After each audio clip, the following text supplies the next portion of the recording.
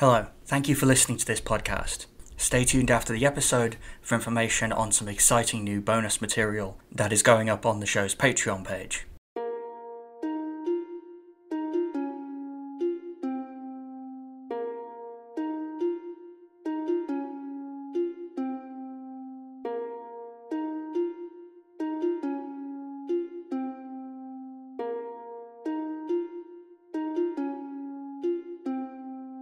What? I'm your host, Tom Kearns, and welcome to the Anglo-Saxon England podcast, episode 25, The Collapse of the Mercian Supremacy. In today's episode, we're going to be looking at the period from 821 to 826, which saw the rapid collapse of the Mercian supremacy, which had been established under Penda during the 7th century. The event that kickstarts the collapse was, of course, the death of Coenwulf in 821, while on campaign in Wales. If you'll recall from last episode, I talked a bit about the legends surrounding Cinehelm, or Kenelm, the son of Coenwulf, who was allegedly, or at least according to later legend, murdered during this period, and whose death was claimed by later historians to have brought about the collapse of the Mercian supremacy. Coenwulf was definitely succeeded in 821 by his brother Ceolwulf, who oversaw the completion of the campaign his brother had been planning at the time of his death. This probably secured him the backing of the Mercian military, but it's pretty apparent from the way his reign is remembered that he didn't gain the backing of much of the nobility. In 825, a couple of years after Ceolwulf was deposed, the period of his reign was remembered thusly. Quote, "Much discord and innumerable disagreements arose between various kings, nobles, bishops and ministers of the Church of God on very many matters of secular business." End quote. Clearly, Ceolwulf's reign was remembered as a time of disunion and discord, but what exactly happened during his reign? In part, because of how brief and troubled his reign was, there isn't very much documentation of it. We know that he claimed to rule Kent directly, much as Coenwulf had before him, since in his only two surviving charters, Ceolwulf is called both King of the Mercians and of the Men of Kent. He also minted coins, so things don't completely seem to have collapsed right away. He could legitimately claim some supremacy over the surrounding kingdoms, and the economic system of Mercia was still intact under his reign. However, there is a sense in some of the surviving archaeological evidence that Ceolwulf's claim to supremacy was something of a cover for real discord within the Mercian system. Throughout his reign, from 821 to 823, moneyers in Kent minted anonymous coins, indicating that they were not entirely clear about who was in charge, probably a result of continuing discontent over the Mercians' conquest of the region. So within the Mercian heartlands, Ceolwulf still very much controlled the mechanisms of government and was in an unquestionable position of power. But in the surrounding lands that fell under the Mercian supremacy, such as Kent, his supremacy seems to have been questioned, or at least unclear to the people living there. Within the church, troubles also continued, since Coenwulf's dispute with Wulfred, which we talked about also in the last episode, didn't end with Coenwulf's death. Rather, Ceolwulf still claimed his brother's right to appoint abbots and abbesses to houses owned by Canterbury, so Wulfred was not inclined to support him any more than he was his brother. Ceolwulf did end the ban on Wulfred performing his archiepiscopal duties, since in 822 he had Wulfred consecrate him as king. But there is no indication that the two resolved the dispute which had so upset Mercian religious life in the later years of Coenwulf's reign. The dispute with Wulfred wouldn't be resolved until the reign of Ceolwulf's successor. That successor was a man named Beornwulf. In 823, Ceolwulf was deposed and vanishes from the record, to be replaced by a man who had previously witnessed the charters of both Coenwulf and Ceolwulf, but in a fairly low-ranking position. Obviously, it is easy to conjecture that Beornwulf was a low-ranking noble who spearheaded a plot to remove the unpopular Ceolwulf. Beornwulf's family, though, is entirely unknown. It doesn't seem that he had any relationship to Penda or the sons of Pibba. Thus, he reflects a break in the Mercian royal line, which, if you'll recall back to the Northumbrian series, tended to destabilise things and start an otherwise established kingdom on the path to collapse. The irony of history, really, is that the longer a line continues, the more likely it is that such a break will occur, meaning that any successful state will eventually decline. But let's not get too sidetracked. In the period of the fall of Ceolwulf and the rise of Beowulf, the last military success of the Mercian supremacy occurred. In the mid-10th century Welsh chronicle called the Annales Cambriae, it is recorded that in the year 822, the Saxons, in this case probably referring to the Mercians, since the Welsh writers often didn't distinguish between the different cultural groups like Saxon and Anglian, conquered the northern kingdom of Powys, and then marched further west to destroy the fortification at Deganwy in Gwynedd. If we recall from episode 23 that Offa's Dyke was built along the Mercian-Powys border, then the importance of this conquest becomes apparent. Powys had long been a threat to Mercian security, and finally putting an end to that threat was a great achievement. Now, there is some debate over which king was actually responsible for the campaign.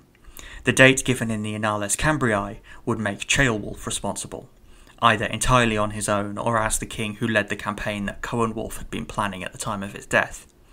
However, a later Welsh chronicle, called the Brut Yd Tywysogion, dates the attack to 823, opening the possibility that it was Beowulf who led the campaign.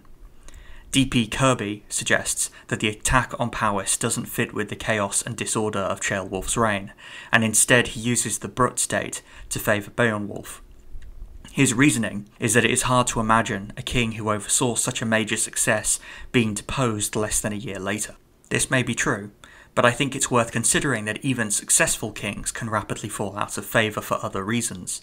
Mercian kingship had come a long way from the days of Penda, when plenty of loot could ensure security, and in the intervening centuries, the Mercian kings had made a lot of enemies, both external and internal. The repeated unrest in Kent is evidence to that. Personally, I think the Annales Cambriae is more likely to be accurate, so the attack probably occurred under Ceolwulf, but when it comes to early medieval history, it's unwise to be too inflexible about these things. I will say more on the significance of the Powys campaign later, but for now it's important to stress that it was the last major military success of the Mercian supremacy, and from here on, things would go very badly for the Mercians. Upon becoming king, Beowulf managed to finally settle the dispute with Wulfred.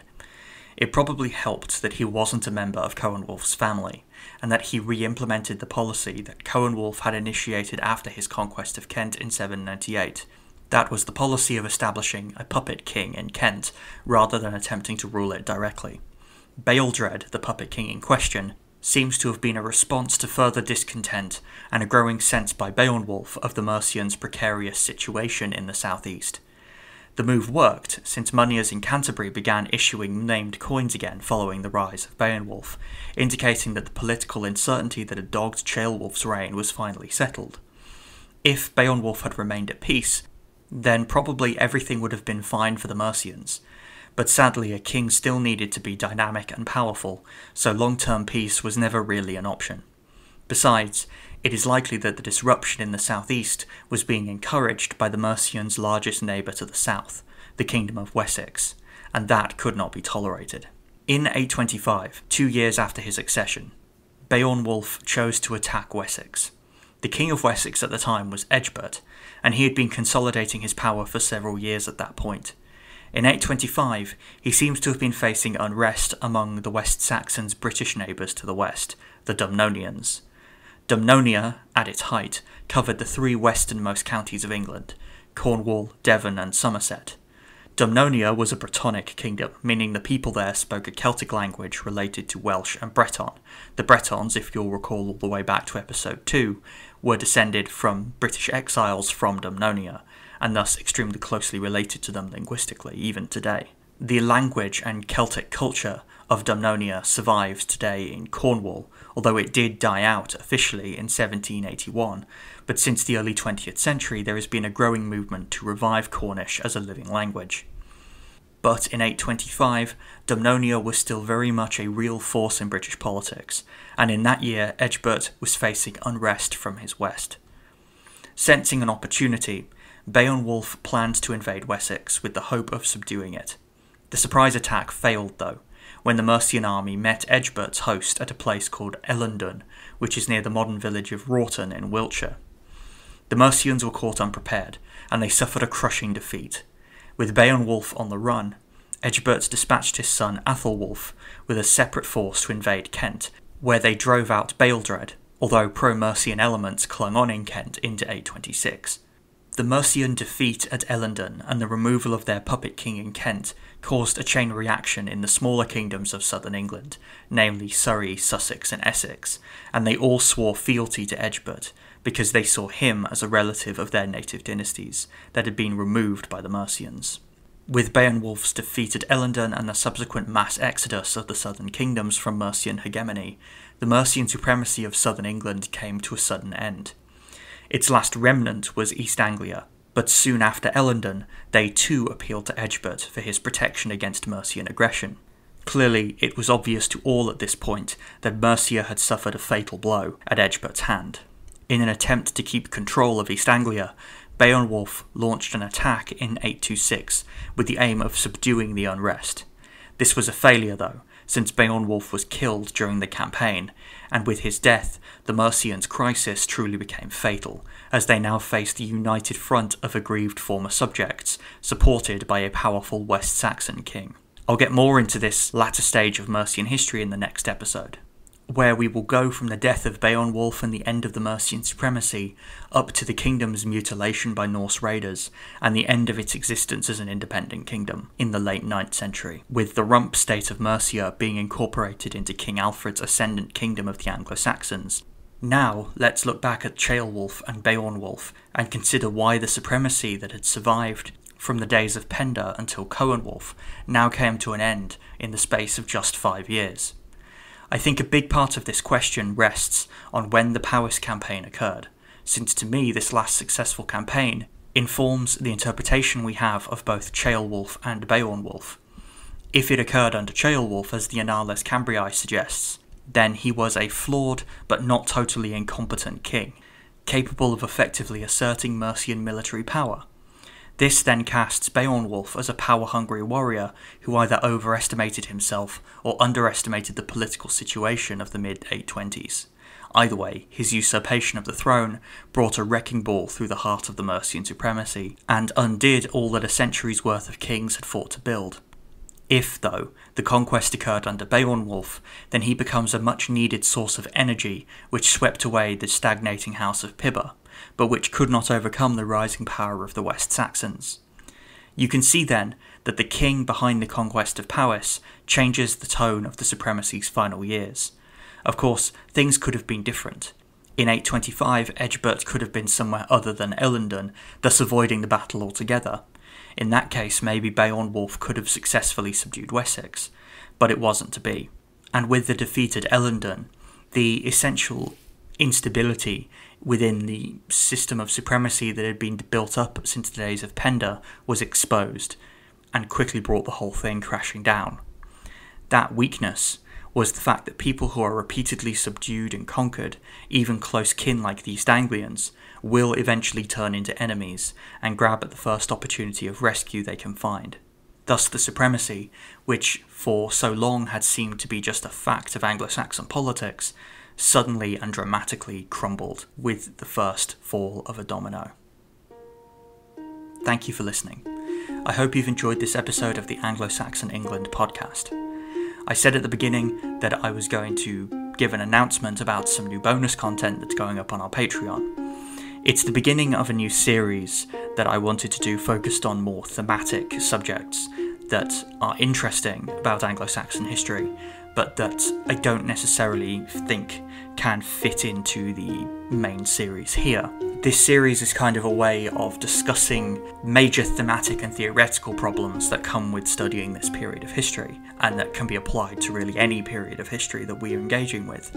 This first episode is focused specifically on the issue of Wyrd, that's W-Y-R-D, which is the Old English word for fate, and it really considers how the way that we interpret that word, which is very often used in discussions about Anglo-Saxon paganism, has implications for how we study early English history as a whole. It's a good episode, it's got some textual analysis, some comparative mythology, and a fair bit of speculation about Anglo-Saxon pre-Christian beliefs, so I hope you'll come and give it a go. It's an interesting topic, and I've got some really interesting ideas coming up too in this bonus series. You can access it for just $3 a month on the Patreon, and it's a whole extra episode of Anglo-Saxony goodness. I hope you'll come and give it a go.